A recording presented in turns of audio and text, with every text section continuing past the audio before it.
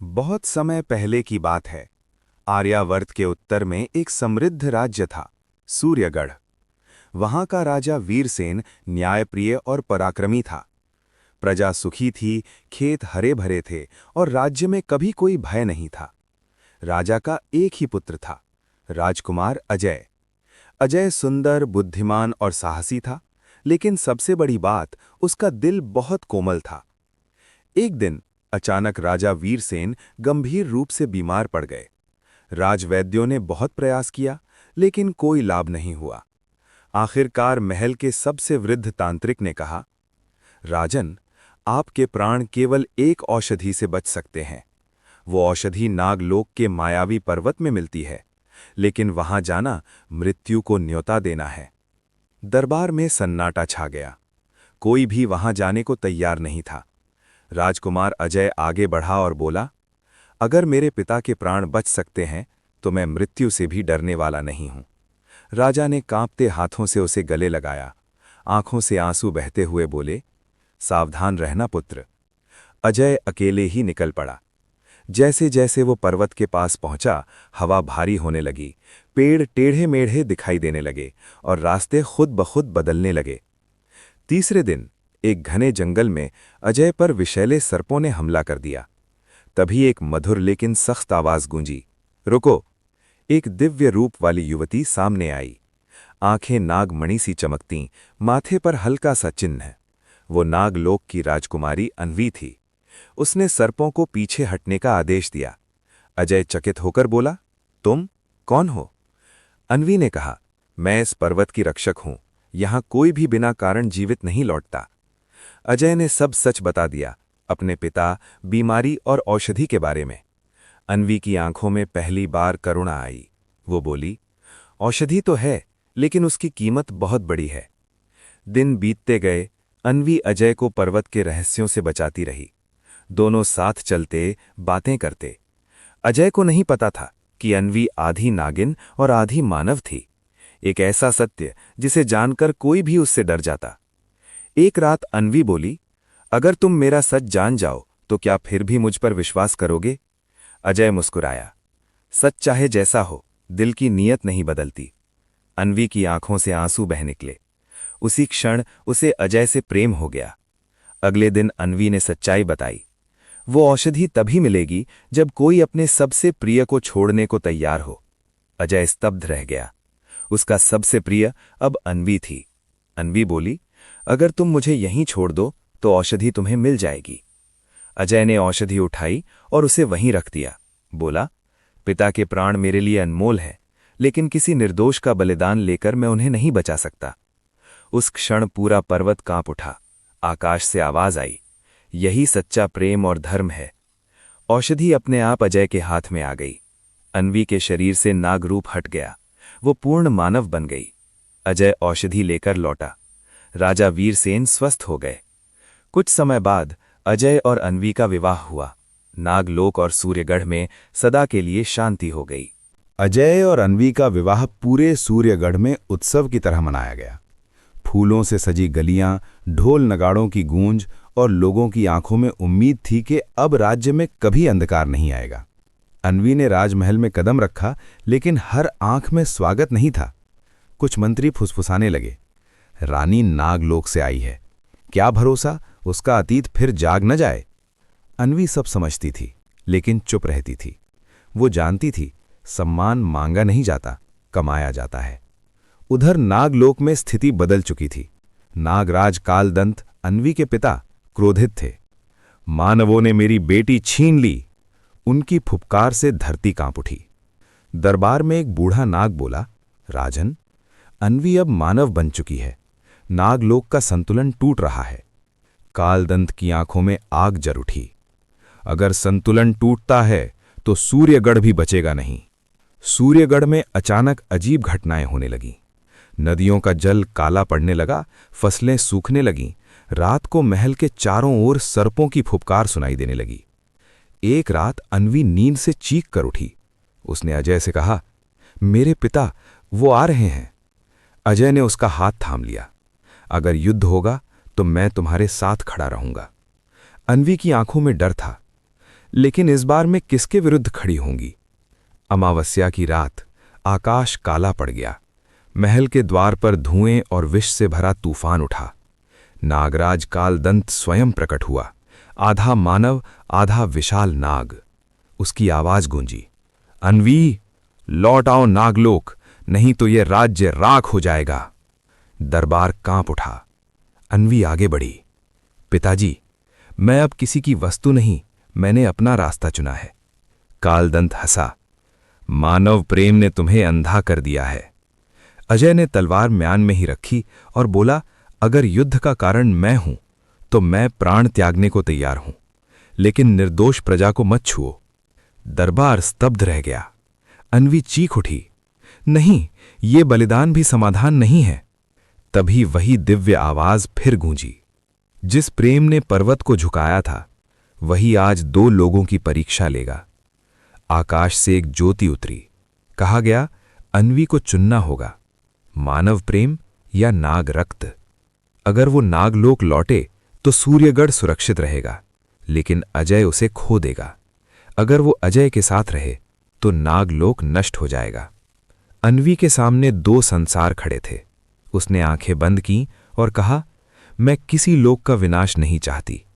उसने अपने हृदय से नागमणि निकाल ली, जो उसकी शक्ति का स्रोत थी। धरती हिल गई। कालदंत चीख उठा, ये आत्मत्याग है। अन्वी मूर्छित होकर गिर पड़ी। उसकी सारी दिव्य शक्ति समाप्त हो गई। लेकिन उसी क्षण नागलोक और सूर्यगढ़ के बीच शांति की रेखा खिंच गई। कालदंत घुटनों पर बैठ गया। पहली बार उसकी आंखों में पश्चाताप था। तुम मुझसे भी बड़ी बन गई बेटी। अन्वी बच गई, लेकिन अब वो पूरी तरह मानव थी। अजय ने उसे गले लगाया, तुमने दो लोक बचा लिए। नागराज लौट गया। युद्ध बिना लड़े समाप्त हो गया। उस दिन के बाद सूर्यगढ़ में एक नियम बना, जिसने त्याग सीखा वही सच्चा शासक कहलाएगा। और अन्वी अब सिर्फ रानी नहीं थी, वो दो संसारों के बीच सेतु बन चुकी थी। युद्ध टल चुका था। नागलोक और सूर्यगढ़ के बीच शांति स्थापित हो चुकी थी। लेकिन प्रकृति जानती थी, संतुलन कभी मुफ्त में नहीं मिलता। अन्वी अब पूरी तरह मानव थी। उसकी आंखों में वही करुणा थी, लेकिन शक्ति नहीं। राज्य में वर्षों बाद हंसी लौटी थी। एक बसंत की सुबह महल की घंटियां बजीं। अन्वी ने एक पुत्र को जन्म दिया। पूरा सूर्यगढ़ झूम उठा।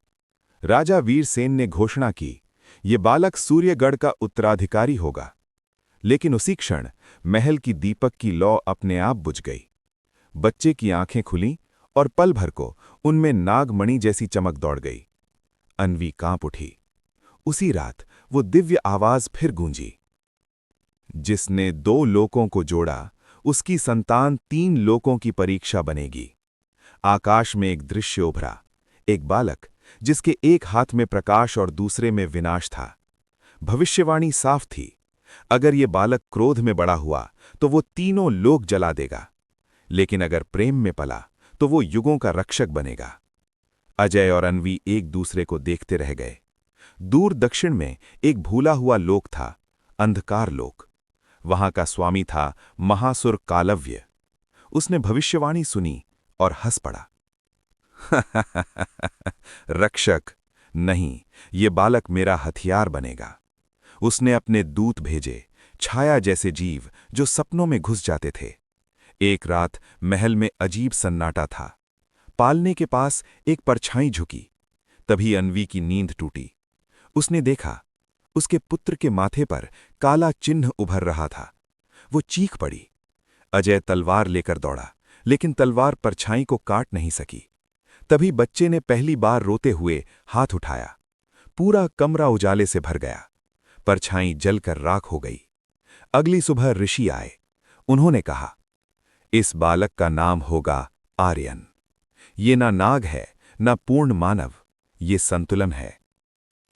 ऋषि ने चेतावनी दी, इसे शक्ति नहीं, संयम सिखाना, हथियार नहीं, करुणा देना।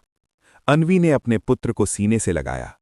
मैं उसे डर से नहीं, प्रेम से बड़ा करूंगी। अंधकार लोक में कालव्य ने अपनी मुट्ठी भींची। जब ये बालक अपने सत्य को जानेगा, तब मैं स्वयं आऊंगा। आकाश लाल हो गया। युद्ध अब टला नहीं था, बस स्थगित था। राजमहल की छत से अन्वी आकाश को देख रही थी। हवा में एक फुसफुसाहट थी। अगला युद्ध तलवारों से नहीं, आत्माओं से लड़ा जाएगा। उसने आर्यन को देखा, जो नींद में मुस्कुरा रहा था। और दूर, बहुत दूर, अंधकार लोक में एक युग जाग चुका था। वह बालक, जिसे लोग कभी आशा कहते थे, कभी भय, अब युवराज आर्यन बन चुका था। उसकी आंखों में गहराई थी और मौन में भी एक तूफान छिपा रहता था।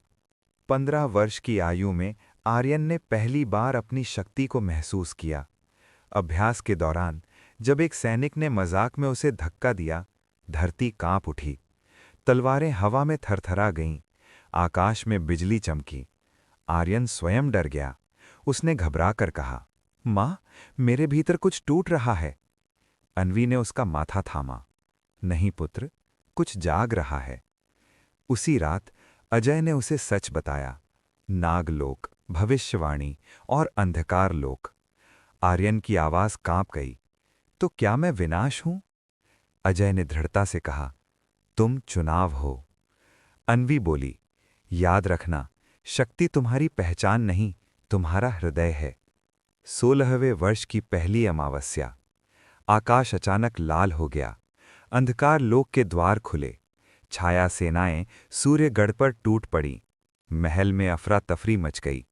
कालव्योम की गूंजती हंसी सुनाई दी।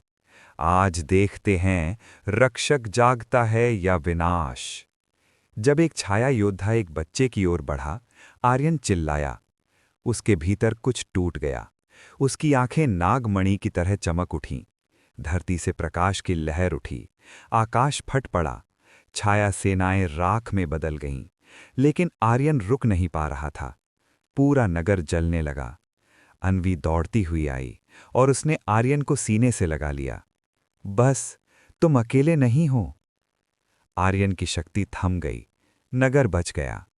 कालव्योम स्वयं उतरा, अंधकार का विशाल स्वरूप, जिसकी परछाई से दिन भी रात बन जाए।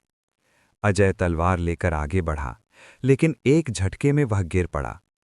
आर्यन आगे बढ़ा। यह युद्ध मेरा है। दो शक्तियां टकराईं, प्रकाश और अंधकार। पर्वत टूटे, नदियां उल्टी बहने लगीं। आर्यन ने नागलोक की शक्ति और मानव करुणा दोनों को एक किया। एक दिव्य प्रहार हुआ।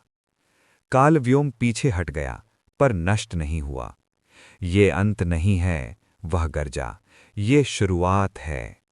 सूर्यगढ़ बच गया, लेकिन कीमत भारी थी। महल का आधा हिस्सा खंडहर बन चुका था। आर्यन ठक कर घुटनों पर गिर पड़ा।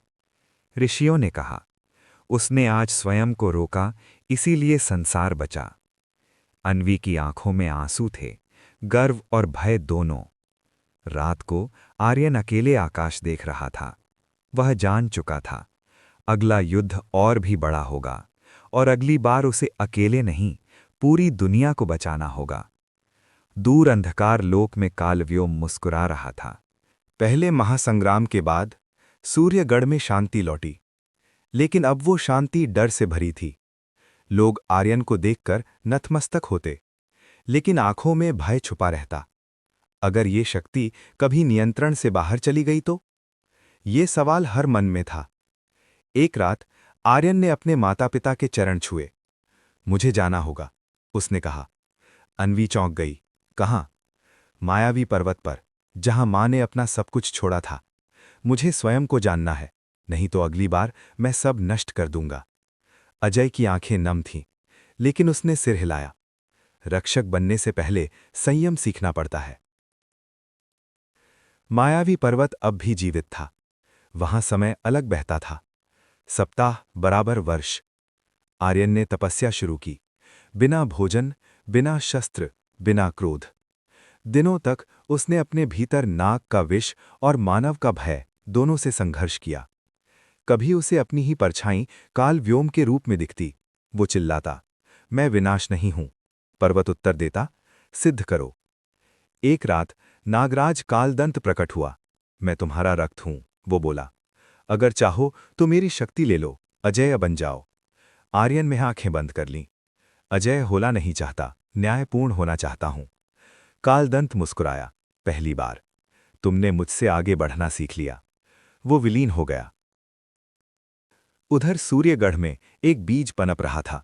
मंत्री विराज, जो वर्षों से राज परिवार का विश्वासी था, उसने कालदोम से गुप्त समझौता कर लिया।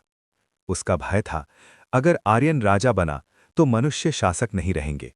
विराज ने अंधकार लोक को महल के रहस्यमय द्वारों की जानकारी दे दी। तपस्या के 7वें वर्ष आर्यन को एक स्वप्न आया। सूर्यगढ़ जल रहा था, अन्वी रक्त में लथपथ थी और सिंहासन के पीछे विराज खड़ा था। आर्यन की आंखें खुली। समय आ गया है। आर्यन लौटा। अब वो बदला हुआ था। उसकी उपस्थिति में हवा शांत हो जाती। उसने तलवार नहीं उठाई, उसने लोगों को जोड़ा। नागलोक, वनराज्य और मानव सेनाएं एकजुट की गईं। ऋषियों ने घोषणा की, ये युद्ध तलवार से नहीं, आत्मा से जीता जाएगा। कालव्योम ने अंधकार लोक के द्वार खोल दिए। विराज मुस्कुरा रहा था, ये जाने बिना कि विश्वासघात का मूल्य सबसे पहले विश्वासघाती ही चुकाता है। आकाश में एक अंतिम भविष्यवाणी गूंजी। रक्षक तैयार है। अब निर्णय होगा, युग बचेगा या राख बनेगा। आर्यन ने आकाश की ओर देखा। अब भागूंगा नहीं। आकाश 3 दिनों तक लाल रहा। सूर्यगढ़ की धरती मानो सांस रोककर अंत की प्रतीक्षा कर रही थी। अंधकार लोक के द्वार पूरी तरह खुल चुके थे। कालव्योम अपने पूर्ण रूप में प्रकट हुआ। अनंत छाया, जिसके भीतर हजारों टूटे आत्माएं कैद थीं।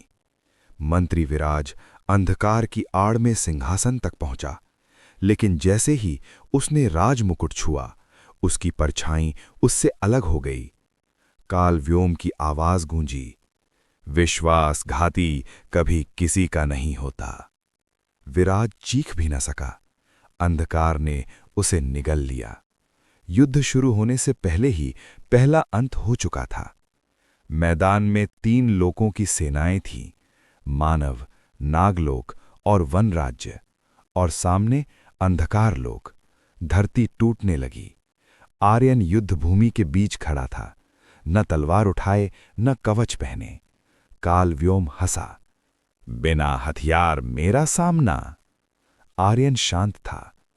हथियार से युद्ध पहले भी हुआ, इस बार निर्णय होगा।